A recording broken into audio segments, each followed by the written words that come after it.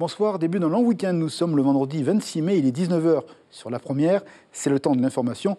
Voici les titres de ce présent journal. C'est parti. Un espoir en béton et le centre d'accueil Tebaïté est en passe d'être terminé. Cet accueil de jour pour les gens de la rue est une arche d'espérance. Ici, des repas seront servis, des formations seront dispensées, de quoi donner un élan pour se reconstruire. Visite des travaux quasi finis dans ce journal. 50 000 personnes avec un handicap en Polynésie et seulement 17 000 en situation de travail. Le constat est connu et sa réalité, malheureusement, est redondante. Les associations luttent contre ce déni d'inclusion. Nous avons rencontré Elisabeth. Elle travaille dans un hôtel de Faa. Elle nous dira son quotidien et ses espoirs. Un invité pour aller plus loin sur ces inéquations sociales. Il s'appelle Diego Tetilla. C'est le président de l'association Matautu. Il nous parlera de ses combats et également de ses espoirs. A tout à l'heure, Diego, et merci. Il est de toutes les couleurs, utilisé au dehors ou à l'intérieur. Le pareo, c'est la signature authentique du Fénois. Mais est-il encore à la mode, tant les cultures vestimentaires ont tendance à s'uniformiser? Nous posons la question en cette journée qui le célèbre ici, à Tahiti. Et un drame pour commencer ce journal. Un petit garçon de 18 mois est décédé ce matin. C'était à Paia. Il s'est noyé dans une piscine privée. Les pompiers de la commune sont intervenus très rapidement. Ils ont tout fait pour le ramener à la vie. Malheureusement, leur action a été vaine. La première présente ses condoléances émues, attristées à la famille de l'enfant. Chapitre judiciaire, c'est le journal Le Monde à Paris qui nous l'apprend. Renaï Temari, l'ancien président de la Fédération océanienne de football, a été mis en examen dans l'affaire de l'attribution de la Coupe du Monde au Qatar. L'ancien dirigeant dément tout pacte avec les dirigeants du pays pétrolier. L'enquête est ouverte, vous le savez, à Paris depuis 7 ans désormais. Une affaire donc à suivre. Espoir, un toit pour se reconstruire. Le père Christophe et les citoyens des rues touchent du doigt cette réalité d'un nouveau centre d'accueil. Les travaux arrivent quasiment à leur fin. A priori, ce sera pour le 2 juin. Le centre Tebaïté sera une arche pour ressaisir l'horizon. Des repas ici seront servis et des formations dispensées. La rue ne peut être qu'un port d'attache provisoire. Voici un beau reportage avec Caroline Fari et Laura Chintou. Quand les ouvriers s'attaquent à l'extérieur du chantier, ça sent la fin. Il s'agit de combiner les places de parking et l'espace vert. Ici, ils mettent ce qu'on appelle de l'evergreen, c'est-à-dire des pavés troués dans lesquels on pose de l'herbe. Ça fait du parking et ça fait de l'espace vert. L'intérieur du bâtiment est presque terminé. Réfectoire, salle de bain, infirmerie, tout est prévu pour le confort des sans-abri. En prime, une cuisine aux normes et un projet de formation avec le campus des métiers pour un restaurant d'application. Ça nous permettra, aujourd'hui, surtout qu'en ce moment en Polynésie française, on manque beaucoup dans l'hôtellerie de personnel formé. Il ne s'agit pas de former des chefs cuisiniers, mais du personnel qui soit vraiment formé, que ce soit à la sécurité en cuisine, que ce soit à l'hygiène en cuisine, que ce soit à l'apprentissage du service, l'apprentissage d'être un commis de cuisine. En attendant, les SDF sont accueillis dans ce centre éphémère, comme Heimiti et Marania, 2 jeunes mamans actuellement dans la rue. Elles espèrent intégrer bientôt le RSMA. Je ne veux pas dépendre de ma famille, je préfère dépendre de moi-même.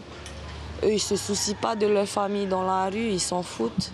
C'est pour ça que je dis, je préfère qu'eux ils voient ma tête pour qu'eux ils comprennent. Hein.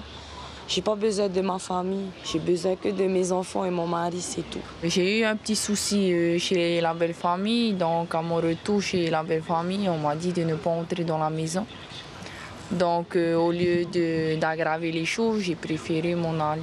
J'étais chez ma famille avant de rentrer chez la belle famille, mais j'ai pas envie de dépendre de ma famille, j'ai pas envie de créer des soucis dans la famille. Ici, elles peuvent bénéficier de repas et d'activités diverses en vue d'une éventuelle insertion. Quand le pays est là et la ville de Papeete est venue nous solliciter, nous, ça a été clair.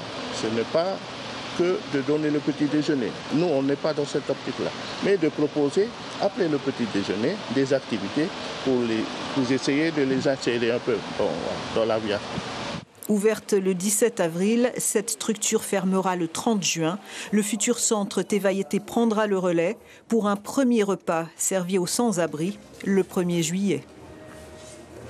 À signaler qu'à ce jour, 50% du futur centre est financé. Vous le savez, les dons sont toujours les bienvenus auprès du père Christophe, le promoteur de ce projet d'insertion sociale. C'est une discrimination insidieuse, celle qui touche les personnes handicapées dans l'occupation d'un emploi salarié. Les chiffres sont sans appel. Ici, en Polynésie, seulement une personne handicapée sur 3 a un contrat de travail. Beaucoup de fédérations luttent pour ce combat, pour l'intégration, et leur action paye. Rencontre avec Elisabeth, elle œuvre dans un hôtel de prestige de l'agglomération de Papeete. Reportage avec Chiquita Taïva et Marcel Bonneau pour les images.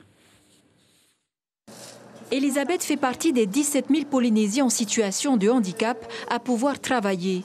Malentendante, elle est femme de ménage dans cet hôtel de Faa. Son intégration au sein de l'équipe s'est faite au fil du temps, non sans difficulté. J'ai un peu du mal à m'adapter tout au début et puis avec le temps, j'ai pu rentrer dedans. Avec les clients, ils ne savent pas que je suis handicapée, parce qu'ils ne voient pas l'handicap, mais les appareils sont un peu, des fois, passés inaperçus. Donc après, par rapport à eux, ils sont très aimables. Et du coup, ils me considèrent comme une personne normale, et toujours souriante, aimable, serviable.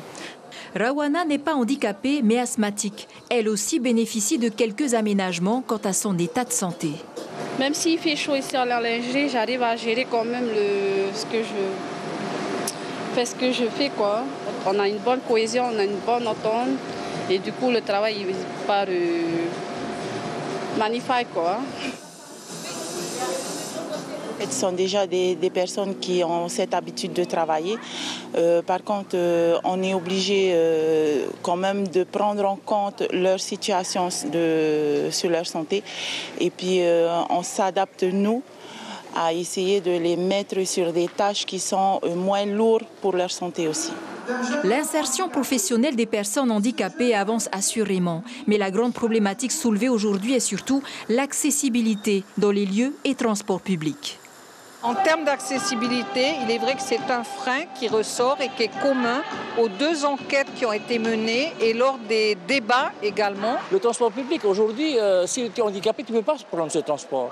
Alors que si on faisait de telle sorte à accueillir n'importe quel type de personne, la personne handicapée serait aussi une des personnes à prendre le bus public. L'accessibilité, la scolarisation des enfants handicapés en milieu ordinaire, il reste encore beaucoup à faire à Tahiti et dans les îles surtout pour favoriser l'inclusion sociale des personnes porteuses de handicap. Et un invité dans ce journal, Diego Tetilla. Bonsoir Diego, merci d'être avec nous. Vous portez la parole de l'association Mataotu. Alors Diego, est-ce que le regard des employeurs change sur les personnes handicapées au moment d'aller chercher du personnel? Est-ce que culturellement, il y a du positif actuellement? D'abord, merci Stéphane et spécialement un bonsoir à toute notre population qui nous regarde et qui nous écoute ce soir. Je peux dire que par rapport au niveau des employeurs des entreprises aujourd'hui, il y a un changement aujourd'hui. La preuve, c'est que nous venons de regarder dans le reportage des handicapés qui viennent d'être embauchés dans l'une des hôtels sur Tahiti. Et donc on peut dire que ça avance tout doucement au niveau d'embauche pour les personnes en situation de handicap. Mais le grand souci pour nous, c'est justement l'accessibilité dans les bâtiments et aussi également le transport. Et donc, suite à la semaine des handicaps qui a eu le 25 avril jusqu'au 28 avril, le 27 avril, il y a eu l'assise concernant pour le transport. Et au niveau des transports, aujourd'hui, il y a beaucoup de difficultés pour les personnes handicapées parce que il y a certains endroits au niveau des arrêts de bus, au niveau des transports, n'est pas vraiment adapté à notre situation.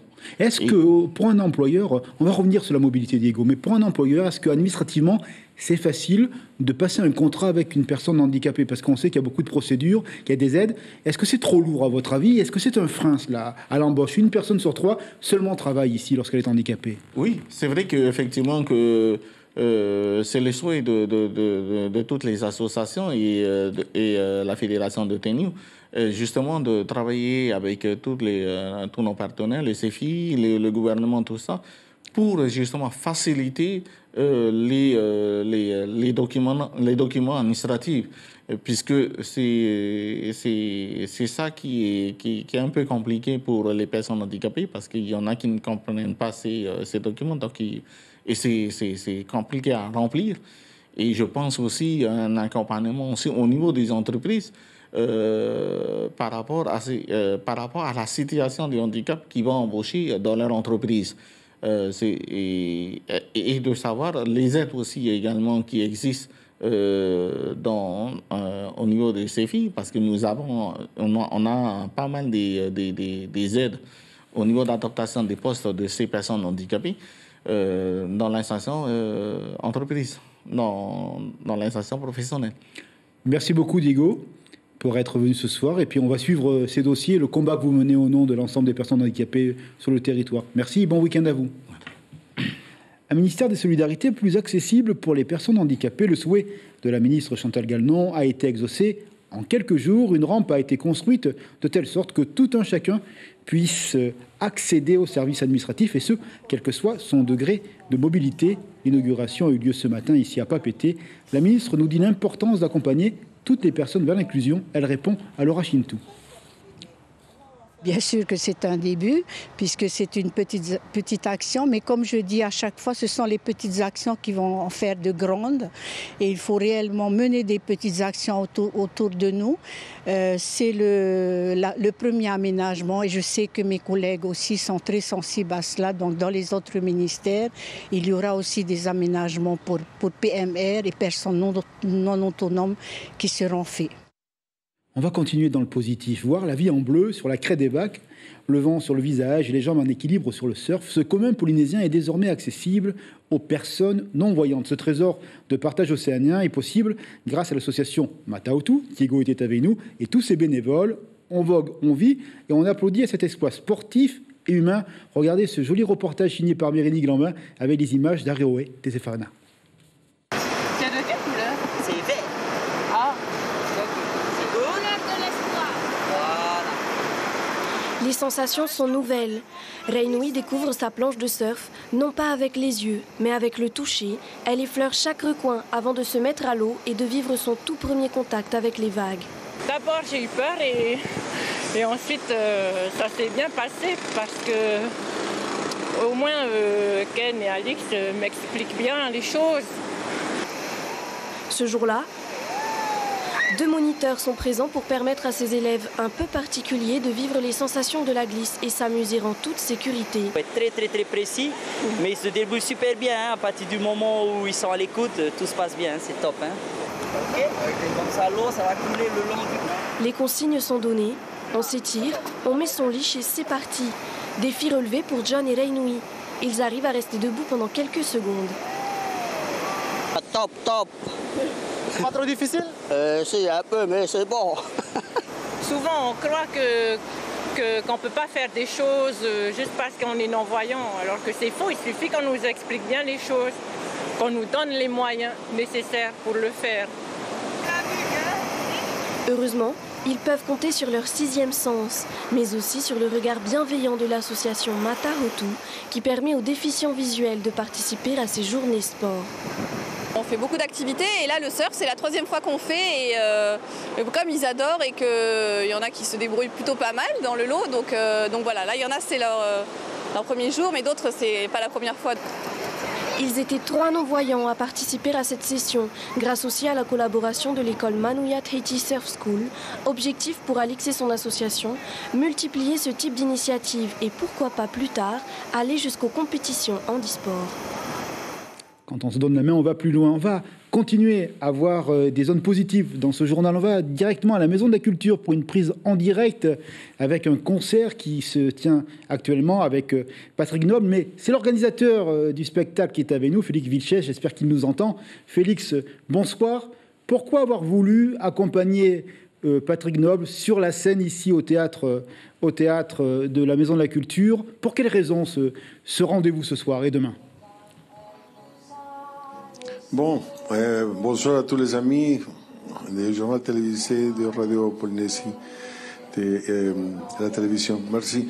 Et effectivement, on a collaboré depuis 6 ans pour plusieurs projets. On a fait avec lui pas seulement comme lead, comme chanteur, ukulélé ou kamaka, sinon aussi comme source. Et on a travaillé pendant 3 ans. Et il a abandonné les scènes pour sa propre volonté. Il est parti, il s'est exilé à Taha avec beaucoup de plaisir. Depuis la dernière prestation qu'on a fait, c'était en 2019, le 3 février. Bon, ça passait plus de 4 ans, presque 5. Il a dit 2, mais le temps il est plus, plus juste. Ce sont presque 5 ans qu'il a abandonné la scène. Et on a parlé pour une autre raison. Et l'artiste il veut s'exprimer. Il est venu tout seul. Alors je lui ai proposé de faire ces concerts où lui il va être totalement indépendant. Il va s'exprimer comme il veut. Félix, simplement il faut respecter un programme. Il a accepté. Oui. Est-ce qu'on peut dire que Patrick Doble est une source d'inspiration pour les jeunes talents musicaux et chanteurs du pays actuellement? Parce qu'il a une longue carrière, 60 ans.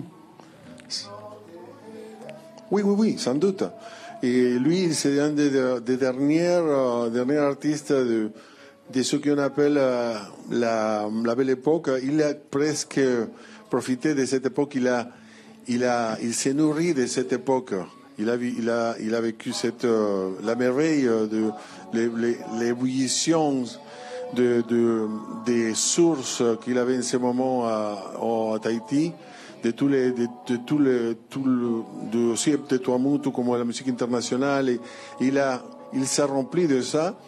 Il a entré aussi dans la fusion, dans la modernisation de la musique de Tahiti ou de la Polynésie, mais finalement il est très fidèle à la source polynésienne traditionnelle. Et c'est ce que j'aime bien aussi. C'est pour ça que je l'ai proposé un orchestre qui respecte beaucoup cette tradition. Il est très confortable. Alors, effectivement, c'est une inspiration pour les jeunes, et justement, on va voir un jeune ce soir. C'est une surprise qu'on garde pour le public. Merci beaucoup, Félix, de nous avoir accueillis à la Maison de la Culture. Concert, je crois, dans une dizaine de minutes, et demain soir également, à la Maison de la Culture pour un bis repetita. Également. Merci beaucoup. Bon week-end et belle musique. Merci beaucoup à vous. Bon week-end à vous. Merci beaucoup. Très bon Allez, des images qui vont vous ravir. Un énorme espadon a été attrapé à Raivavé. Et vous voyez, il est impressionnant sur les photos. D'ailleurs, on n'avait pas de balance pour le peser. Il a été attrapé par un champion qui est connu sur l'atoll, Edmond Flores, accompagné par son petit frère qui s'appelle Mervyn. Un poisson qui est estimé à plus de 200 kilos. Et puis écoutez, il a fallu 3 heures de combat pour remonter le poisson qui a été pêché à près de 10 000 de l'île. Bref, c'est vraiment une magnifique prise et ce n'est pas la première pour la famille. Image avec notre ami et correspondant Arthur Thierry. Bravo en tous les cas aux garçons. Le paréo est-il encore dans le vent? Une manière de dire qu'il est peut-être encore à la mode. Quoique, une journée pour le célébrer est une façon de dire que son usage n'est peut-être plus autant partagé. Nous avons mené l'enquête sur ce vêtement qui a de l'étoffe. Il séduit toujours autant car il a de l'âme. Reportage signé Gemso avec les images de Patrick Zinsing. Il y en a de toutes les couleurs et pour toutes les bourses. Le paréo est la tenue indispensable aux Fénois. À la plage comme à la maison et même en centre-ville, un vêtement léger, coloré et adapté aux températures sous nos latitudes. C'est tous les jours les paréos, oui, même à la maison aussi, et à la mer. C'est toujours utile, peu importe là où on habite, on en a toujours besoin. Le paréo est utilisé par les hommes comme un pagne, enroulé et noué autour de la taille, tandis que les femmes, elles, élaborent des nouages plus sophistiqués pour se couvrir le corps. Ça dépend pour aller où. Par exemple, ma grand-mère Marin, qui est née dans les années 1885, je ne l'ai jamais vue porter le paréo. Elle portait toujours la robe missionnaire. Ma maman, je l'ai vue porter le paréo quand elle allait se baigner à la rivière, parce qu'autrefois, les Tahitiens n'allaient pas se baigner à la mer, ils allaient à la rivière. Si le paréo est bien chez nous donc, aujourd'hui, la plupart de ceux vendus dans le commerce ont été fabriqués à plus de 10 600 km d'ici. Ça vient d'où ces paréos que tu vois? Ça ici, c'est Indonésie. Les motifs sont à nous, mais c'est peint en Indonésie. Pour dénicher des paréos made in Fénois, rendez-vous à l'atelier Farehau Création FAA. Propriétaire d'une maison d'hôtes, Anita FAIT propose cette activité à ses invités depuis 8 ans maintenant. La première étape, c'est de dessiner le motif. Ensuite, mettre les couleurs. Donc, après l'application des couleurs, on laisse sécher au soleil. Voilà. Ça dépend. Par exemple, s'il fait très beau, on peut le sécher en 5 minutes. Au total, par temps ensoleillé, Anita est capable de peindre 20 paréos par jour, une passion qu'elle compte bien promouvoir autour d'elle. De la couleur et de la musique, un beau week-end donc de Pentecôte. On vous rappelle l'information principale de ce vendredi 26 mai. Le combat continue pour le travail des citoyens handicapés. Une enquête est en cours pour affiner la connaissance exacte des mécanismes qui rendent difficile parfois l'inclusion professionnelle de ces personnes. Seulement 1 sur 3 ici bénéficie actuellement d'un emploi. On va s'intéresser au programme de la soirée sur la première. Programme très divers avec, vous allez le voir, la série Les Misérables, évidemment l'œuvre de Victor Hugo, revisitée par un scénariste anglais, mais fidèle à la tradition littéraire française avec Fantine, Javert, etc., tous les personnages que vous connaissez. Puis juste après, on va s'intéresser à un concert avec de la musique, donc vraiment de la diversité ce soir. Merci d'être fidèle à la première. Demain matin, réveil radio pour l'information avec nos 2 consoeurs Priscilla et Laïna. Demain soir, on se retrouve à 19h. Long week-end de Pentecôte. Soyez prudents sur les routes. D'ailleurs, il y aura de la présence pour vous rappeler qu'il faut rouler avec beaucoup de précautions. Merci beaucoup. Bon week-end demain soir, 19h, journal en français.